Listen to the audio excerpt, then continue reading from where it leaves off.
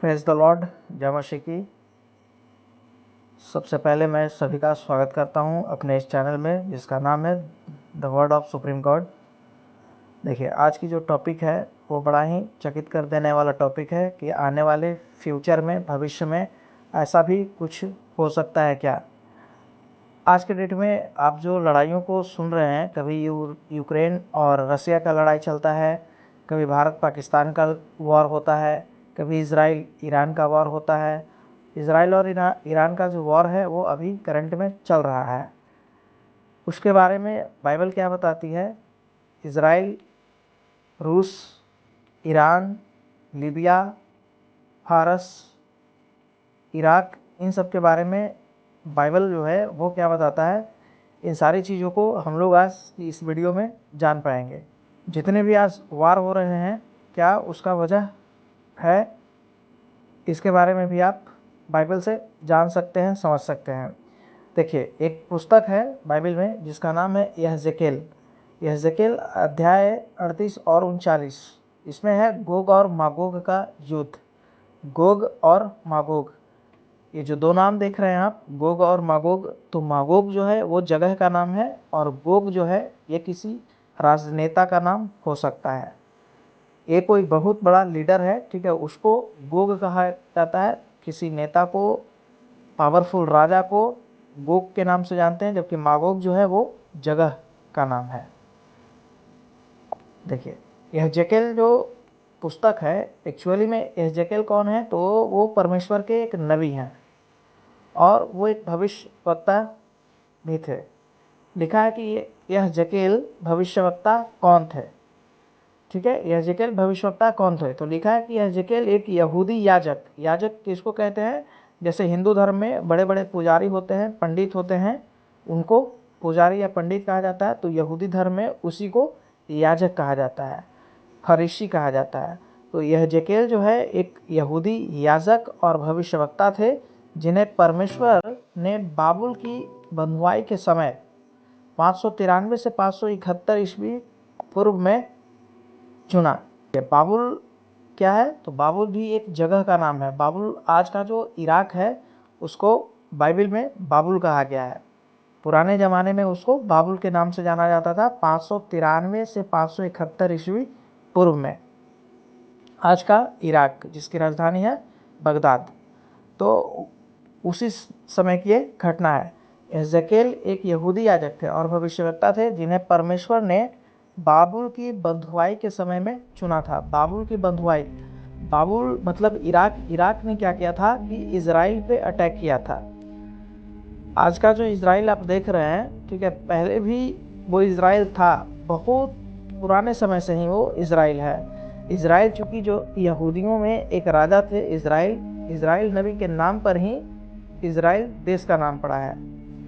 तो इज़राइल जो देश है उस पर 593 ईस्वी से पहले ही वो इराक की गुलामी में चला गया था। यानी कि बाबुल जो है, बाबुल की गुलामी में चला गया था। और उसी समय जो है यहेजकेल भविष्यवक्ता हुए थे और उस भविष्यवक्ता को परमेश्वर ने चुन लिया था। जैसे हमें परमेश्वर ने चुन लिया, ठीक है, हमने परमेश्वर को नहीं चुना, परमेश्वर ने हमें चुन लिया। तो वैसे ही परमेश्वर ने इस यहेजकेल यहूदी याजक को, जो कि भविष्यवक्ता थे, उनको चुन लिया। उन्होंने दर्शन और भविष्यवाणियों के माध्यम से इज़राइल के भविष्य, पुनः स्थापन और न्याय की घटनाओं को वर्णित किया। देखिए, इन्होंने क्या किया कि भविष्यवाणी के माध्यम से इज़राइल का भविष्य कैसा होगा, उसकी पुनः स्थापना होगी और न्याय की घटनाओं का उन्होंने वर्णन किया है। 38 और 39 अध्याय को अगर आप ध्यान से पढ़ते हैं तो उसमें यहेजकेल ने एक भविष्य के युद्ध का वर्णन किया है। देखिए, यहेजकेल ने एक भविष्य के युद्ध का वर्णन किया है, एक ऐसा युद्ध जो आज के भू राजनीति माहौल से मेल खाता है। यानी कि जो आज का युद्ध हो रहा है वो एक तरह से वो यहेजकेल के टाइम में ही यहेजकेल ने उसी समय में उन्होंने भविष्यवाणी की थी, ठीक है, कि आने वाले समय में जो है एक बड़ा ही भयंकर युद्ध होगा। जो कि आज के युद्ध को वो दर्शाता है, उससे मेल खाता है। गोग और मागोग कौन है? अगला जो हमारा टॉपिक है वो गोग और मागोग कौन है। एजेकियल 38 के 2 में लिखा है, 38वें अध्याय के दूसरे वचन में लिखा है। बाइबल आप खोलिए, ठीक है, उसमें 38वें अध्याय के दूसरे जो वचन है उसमें लिखा हुआ है कि हे मनुष्य के संतान, मागोग देश के गोग के विरुद्ध जो रोश, मेशेक और तुबाल का प्रधान है, भविष्यवाणी कर। देखिए, हे मनुष्य के संतान, मागोग देश के गोग के विरुद्ध। देखिए, मागोग जो है वो देश है और वहाँ का जो गोग है, राजा है, उसके विरुद्ध में जो कि रोश, मेशेक और तुबाल का प्रधान है। ये जो गोग है वो सिर्फ मागोग देश का ही हेड नहीं है, वो रोश देश का, मेशेक देश का और तुबाल देश का भी हेड है। उसके बारे में भविष्यवाणी करने के लिए कहा जा रहा है कि हे मनुष्य के संतान, इन देशों के बारे में भविष्यवाणी कर। अभी मैं आपको आगे बताऊंगा, ठीक है, कि मागोग देश में कौन कौन देश आज के डेट में आता है, रोश कौन सा देश है, मेशेक कौन है, तुबाल कौन है। देखिए, विश्लेषण इसका है कि गोग कोई व्यक्ति या नेता जो मागोग देश से आता है। मागोग क्या है? प्राचीन उत्तरी क्षेत्र, संभवतः रूस तथा मध्य एशिया। यानी कि मागोग जो है उसको रूस बताया गया है, या फिर मध्य एशिया, मिडिल जो एशिया है, उस मिडिल एशिया को पूरे को मागोग के नाम से जाना गया है। रोश, मेशेक, तुबाल जो है प्राचीन राष्ट्र जो आज के तुर्की, रूस और आसपास के क्षेत्र माने जाते हैं। यानी कि रोश, ठीक है, रूस हो गया, मेशेक आपका तुर्की हो जाएगा, तुबाल जो है उसके आसपास का क्षेत्र हो जाता है। देखिए, इसका मतलब है कि गोग एक ऐसे सैन्य संगठन का नेता होगा जिसमें आधुनिक रूस, ईरान, फारस, तुर्की, सूडान, लीबिया आदि शामिल होंगे। यानी कि गोग जो है वो हेड होगा, एक ऐसा संगठन है, ठीक है, उसका वो लीडर होगा, नेता होगा, जिसमें रूस भी होगा, ईरान भी होगा। देखिए, ईरान, रूस, आज के डेट में भी रूस और ईरान में खूब अच्छी दोस्ती चलती है। तुर्की एक इस्लामिक कंट्री है, इसलिए ईरान को सपोर्ट करता है। सूडान, लीबिया, ये सब भी इस्लामिक कंट्री हैं। टोटल 57 इस्लामिक कंट्री हैं और वो सब जो हैं एक दूसरे से कनेक्ट रहते हैं, लगभग एक दूसरे को सपोर्ट करते हैं। देखिए, गोग की सेना में कौन कौन होंगे, तो गोग की सेना में एजेकियल 38 के 5 और 6 में लिखा है कि फारस, कुश, फूत उसके साथ होंगे, गोमेर और तोगरमा भी। चलिए, अब यहाँ देखते हैं कि ये फारस, कुश, फूत ये कौन कौन से देश हैं, गोमेर, तोगरमा ये कौन कौन से देश हैं। तो देखिए, प्राचीन नाम है और आधुनिक देश है। फारस, ईरान। फारस जो है पहले का नाम फारस है, अभी नया नाम ईरान हो गया है। कुश, जिसको कुश कहते हैं, वो आज के डेट में सूडान या इथोपिया है। देखिए, फूत है लीबिया और गोमेर जो है जर्मनी है। गोमेर जर्मनी है या तुर्की है, तोगरमा जो है तुर्की है। तो ये सब जो है वो देश है। चलिए, अब आगे देखते हैं। देखिए, यहाँ छोटा सा जो है एक देश आपको दिख रहा है, ये है इजराइल। ये इजराइल है और ऊपर के जो राष्ट्र हैं वो किंग ऑफ द नॉर्थ है, यानी उत्तरी राज्य है, उत्तरी देश यहाँ पर है। ऊपर में क्या है, तो ऊपर में रूस वगैरह होगा, ठीक है। यहाँ पर लिखा हुआ है पर्शिया, ठीक है, यानी ये पर्शिया जो है यही क्या है, ईरान है। और भी इसमें बहुत सारे देश हैं, पर्शिया है, साफ दिख नहीं रहा है। चलिए, यहाँ पर देखते हैं, दूसरा एक पिक्चर है। देखिए, यहाँ बीच में जो है ये है आपका इजराइल, और इजराइल इधर है लीबिया, इधर है मागोग, इधर देखिए रशिया, ये वाला जो है तुर्की, इधर से है ईरान। ये सारे देश जो हैं मिल करके इजराइल को घेरे हुए हैं। क्यों घेरे हुए हैं वो तो आपको समझ में आ ही रहा होगा, ठीक है, कि ये सब जो देश हैं वो मिल करके इजराइल को मिटा देना चाहते हैं, ख़त्म कर देना चाहते हैं। इसलिए सब जो है मिलकर अटैक करते हैं और कई बार पहले भी अटैक कर चुके हैं, ठीक है। तीसरा एक पिक्चर है, यहाँ पर देखिए, कुश है, लीबिया है, फूत है, पर्शिया है, इसको मागोग कहा गया है, ये आपका तुबई है, ठीक है। तो पूरा इजराइल जो है वो अपने दुश्मनों से घिरा पड़ा है। देखिए, यह एक अंतर्राष्ट्रीय संगठन होगा जो उत्तर से इजराइल पर आक्रमण करेगा। यह एक अंतर्राष्ट्रीय संगठन होगा जो कि उत्तर से इजराइल पर आक्रमण करेगा। नॉर्थ से जो है, इजराइल के नॉर्थ से अटैक होगा। और अटैक कैसे होगा, देखिए आक्रमण कैसे होगा, तो यहेजकेल 38:9 में अटैक का तरीका भी लिखा हुआ है कि तू और तेरे सब दल बहुत सी जातियों के लोग होंगे और तुम ऐसे चढ़ोगे जैसे आंधी आता है और जैसे बादल पृथ्वी को ढांक लेते हैं। यानी कि वो जो भविष्यवक्ता है वो भविष्यवाणी कर रहे हैं कि तू और तेरे सब दल बहुत सी जातियों के लोग होंगे, बहुत से जाति के लोग होंगे, अलग अलग जाति के लोग होंगे।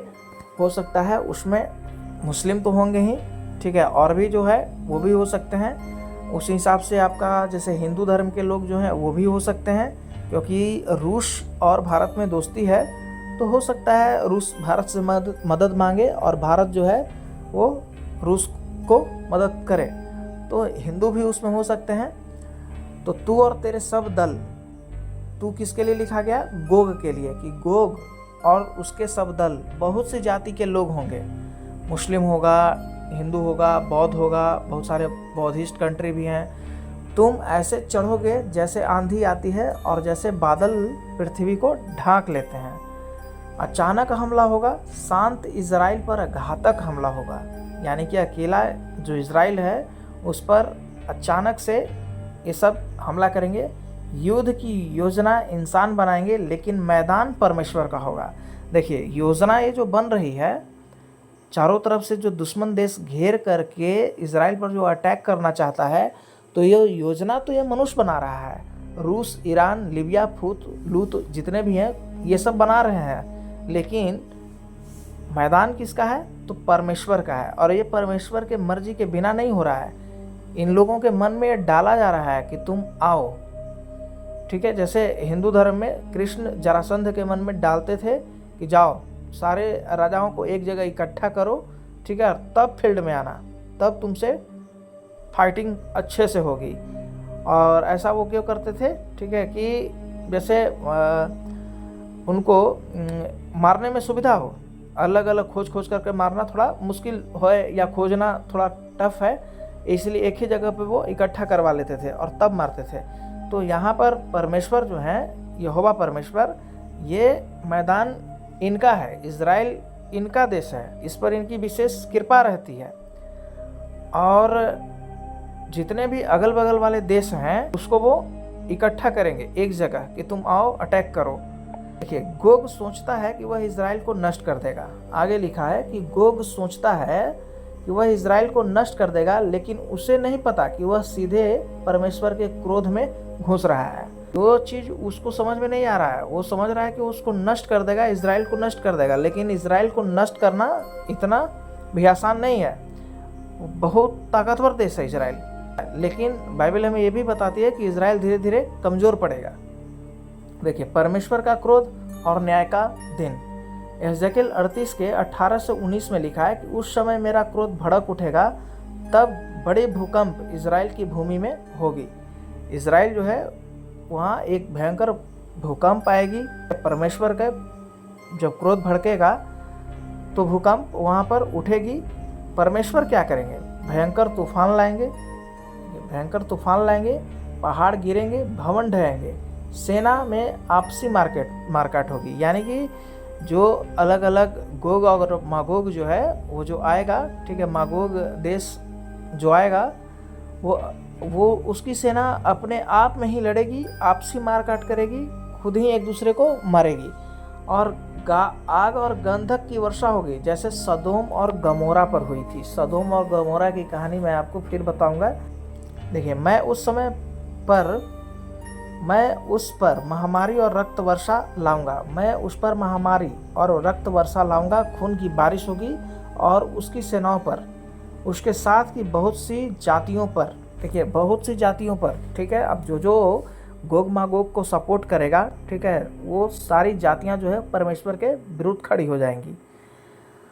देखिए, मैं जलती हुई ओलों, आग और गंधक की वर्षा करूंगा। परमेश्वर कहते हैं, ठीक है, कि मैं जलते हुए ओले बरसाऊंगा, आग बरसाऊंगा और गंधक की वर्षा कराऊंगा। एजेकियल 39 में कहता है कि गोग का अंत हो जाएगा। तो ये लड़ाई कौन लड़ेंगे? परमेश्वर स्वयं लड़ेंगे। एजेकियल 39 का 2, इसमें देखिए, मैं तुझे उलट दूंगा। मैं तुझे उलट दूंगा, किसको उलट दूंगा? तो गोग को उलट दूंगा।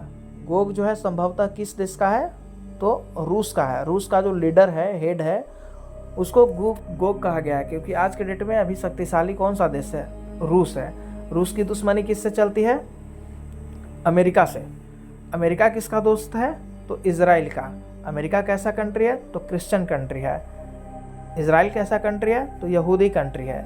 यहूदी और क्रिश्चियन में बहुत ज़्यादा मनमुटाव नहीं है, ये दोनों लगभग एक ही कैटेगरी के हैं, ठीक है। तो क्रिश्चियन और यहूदी एक दूसरे को सपोर्ट करते हैं, जबकि रूस अमेरिका का दुश्मन है।